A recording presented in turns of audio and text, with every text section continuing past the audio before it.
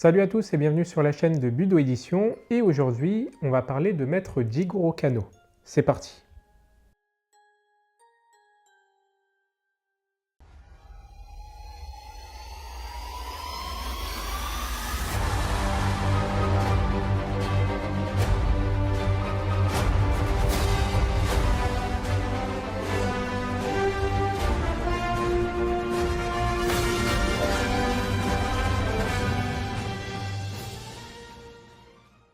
L'ouvrage que je vais vous présenter aujourd'hui est un ouvrage de Michel Mazac à propos de maître Jigoro Kano, qui est le fondateur du judo. Alors si vous ne connaissez pas maître Jigoro Kano et que vous pratiquez le judo, je vous conseille vivement la lecture de cet ouvrage qui est une biographie de maître Jigoro Kano. C'est une biographie assez complète de maître Kano puisqu'elle présente à la fois son intervention dans le monde des arts martiaux. Je rappelle qu'avant Jigoro Kano, il n'existait que des jutsu, c'est-à-dire des techniques. Et on parlait à cette époque-là de jujitsu, c'est-à-dire de techniques souples ou de techniques de souplesse, qui était une manière de combattre à main nue. Jigoro Kano en a fait le judo, et ensuite tous les autres arts martiaux, comme le kenjutsu par exemple, qui est devenu le kendo, ou le kyujutsu, qui est devenu le kyudo, la voie du tir à l'arc, sont devenus des voies d'apprentissage qui permettent de parfaire à la fois l'esprit, mais aussi le corps. Et c'est ça que maître Jigoro Kano a réussi, et ce récit de sa vie va vous replonger dans ses idées de pédagogie, ses idées politiques aussi, ses idées démocratiques. C'était un homme qui était extrêmement cultivé pour son époque. Je rappelle que maître Jigoro Kano a voyagé partout dans le monde. Il est allé aux États-Unis, il est allé en Europe, il est allé en Chine. Il parlait beaucoup de langues, il parlait français, anglais, japonais. Il avait les fondamentaux du chinois classique. C'était donc un homme extrêmement cultivé et qui avait des idées modernes pour les arts martiaux. Il voulait rendre ses lettres de gloire à la pratique martiale. Et je rappelle qu'après la révolution Meiji de 1868, les écoles traditionnelles d'arts martiaux étaient en train de péricliter, certaines avaient déjà disparu, d'autres étaient en voie de disparition. Il y avait donc grandement besoin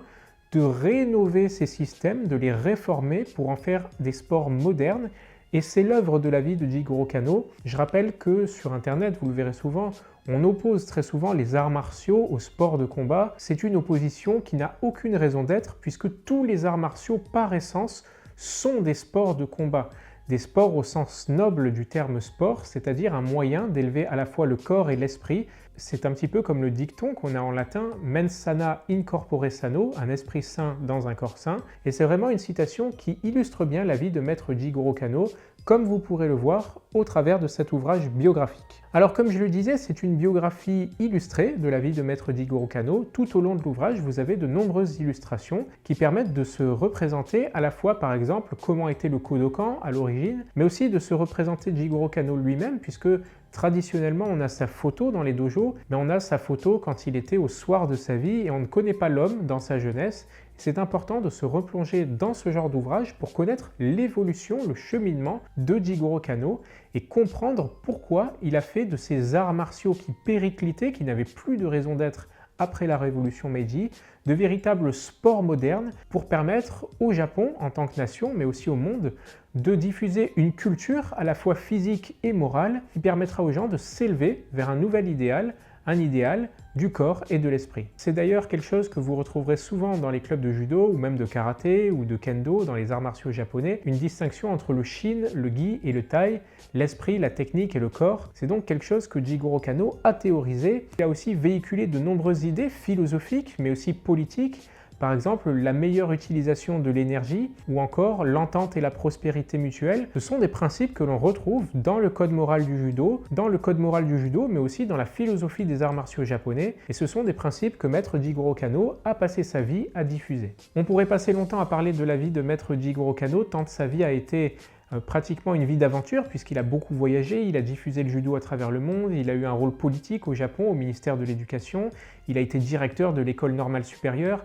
Enfin bref, il a eu une vie bien remplie, mais ce qui va nous intéresser ici, c'est surtout cet ouvrage biographique de Michel Mazac. Et cet ouvrage biographique reprend d'abord la vie de maître Jigoro Kano sous le plan chronologique, c'est-à-dire qu'on va commencer par s'intéresser à ses origines, à sa famille, à son histoire, et ensuite on va se laisser emporter par le fil et poursuivre cette histoire jusqu'au moment où Jigoro Kano étudie le jujitsu et crée le judo, et on voit à partir de ce point clé une véritable transformation de l'esprit de Jigoro Kano. C'est quelqu'un qui met en avant tout son possible pour diffuser ce judo à travers le monde, diffuser cette méthode pédagogique d'enseignement de la pratique martiale. On a donc dans cet ouvrage 3 grandes parties. Une première partie à propos de la naissance de cette personnalité qu'a été Jigoro Kano, avec à la fois un retour sur ses origines, sur la modernisation en cours, sur le contexte du Japon post-Meiji. On a ensuite, toujours dans cette première partie, les débuts de sa vocation à enseigner. Je rappelle que Jigoro Kano a été un grand pédagogue dans son temps. La seconde partie évoque la création du Judo Kodokan. Je rappelle que Jigoro Kano a créé le Judo Kodokan en étant assez jeune, mine de rien, et que c'est quelque chose qu'il a dû théoriser à rebours de tous les autres courants d'arts martiaux qui étaient en train de péricliter, comme je l'ai dit. Alors, certains arrivaient à survivre dans le Japon post-Meiji, évidemment, ils n'étaient pas tous en train de péricliter, mais Maître Kano a réussi à reprendre l'essence de ces arts martiaux, à en tirer le meilleur parti pour créer le Judo Kodokan. Dans la troisième partie, vous avez la maturité, c'est-à-dire le moment où Jigoro Kano a fini de concevoir son système d'enseignement, sa méthode, son judo, et le diffuse à travers le monde, et on voit là une grande réussite, c'est une réussite formidable qu'a été le judo. Je rappelle que le judo est encore de nos jours l'un des arts martiaux les plus pratiqués dans le monde, que ça réunit plusieurs millions d'adeptes à travers le monde, que le judo fait l'objet de grandes compétitions, que c'est un sport olympique, chose pour laquelle Maître Jigoro Kano a beaucoup bataillé. Et on revient dans cette partie sur la maturité, sur tous ces éléments qui font la réussite du judo. Pour enfin conclure sur quelques éléments techniques, où on a par exemple les règlements de compétition en judo, le judo pour les femmes et pour les jeunes, qui est un judo différent, qui s'est développé différemment du judo adulte, qui a été le premier à s'être diffusé dans le monde. Et on a tout à la fin, juste avant la conclusion, une conférence de Maître Jigoro Kano dans laquelle il reprend ses idéaux à propos de la pratique martiale. Et on voit là un homme extrêmement cultivé pour son époque, un homme qui est vraiment un humaniste. C'est quelque chose de remarquable que de se replonger dans ce discours. Voilà, donc je pourrais parler longtemps de Maître Jigoro Kano. C'est quelqu'un de fondamental pour l'histoire des arts martiaux, c'est quelqu'un de fondamental pour la pratique martiale au Japon, mais aussi dans le monde, puisque le judo est un modèle qui a été copié par de nombreuses méthodes martiales, par le karaté en particulier. Donc voilà, je ne vais pas épiloguer parce qu'il y aurait énormément de choses à dire sur la vie de Jigoro Kano. Il raconte dans ses mémoires